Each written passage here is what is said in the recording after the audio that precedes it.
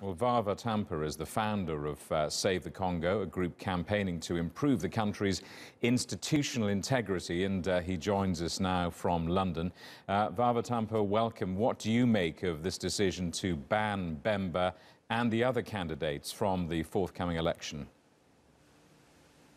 Well, thank you for having me. This decision was expected. It did not start with Mr. Bemba or the five others. Three of them are former prime ministers.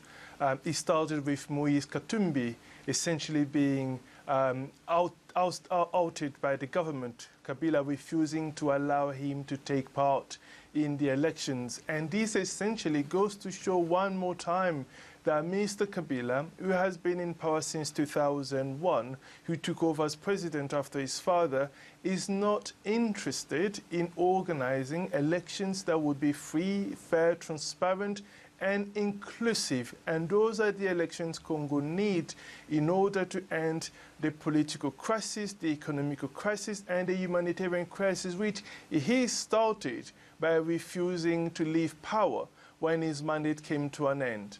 How is the opposition likely to respond as we hear rumours of a legal challenge to this and perhaps even possibly a boycott? Well, the oppositions definitely are going to attempt to do everything by law. And we also know that they are not going to be successful because the Constitutional Court or the Supreme Court is filled with Mr.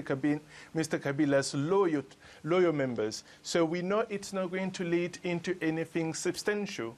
As a result, and it's because of those that Congolese civil society have been pushing, have been calling for a civilian transition without Mr. Kabila, his camp or his opposition, led by an independent civic leader, someone like Denis Mukwege, so that we can organize elections that would be free, fair, transparent, and inclusive.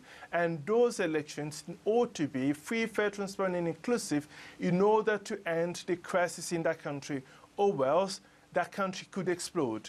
I was going to ask you what might be the consequences socially and politically if large parts of the opposition in the country boycott the election.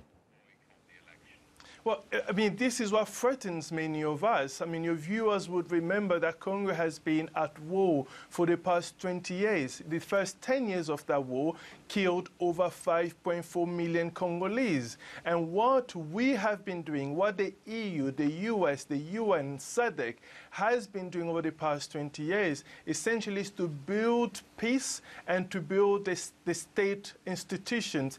And one way of doing this is by organizing elections that are free, fair, transparent, and inclusive.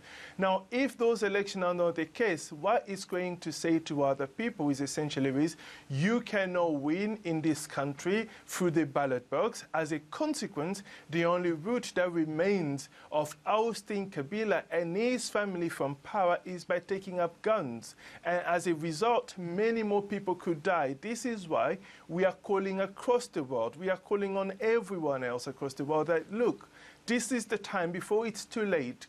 Come and join the Congolese people. Let's push for the idea. Let's support the idea of a civilian transition without Mr. Kabila, his opposition, or anyone from his camp, a transition led by an independent voice, Denis Mukwege, so that we can organize elections that would bring an end to the current crisis and return Congo to constitutional order and onto a path to democracy. Vava Tampa in London, thank you very much for talking to us.